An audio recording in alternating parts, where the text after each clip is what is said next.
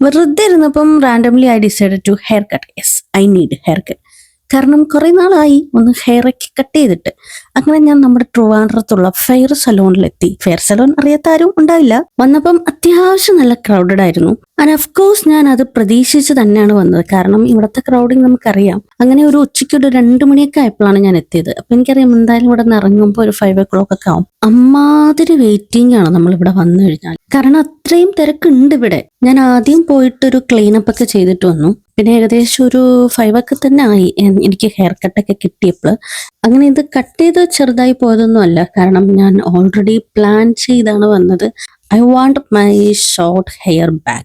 ഈ കട്ട് ചെയ്യുന്ന ഈ ചിക്കൻ ആദ്യം എനിക്ക് ചെറിയൊരു ഹെയർ കട്ടാണ് തന്നെ. അപ്പൊ ഞാൻ പറഞ്ഞു കട്ട് ചെയ്തോ നന്നായിട്ട് കട്ട് ചെയ്തോ, എനിക്ക് ഷോർട്ട് ഹെയറാ വേണ്ടതെന്ന്.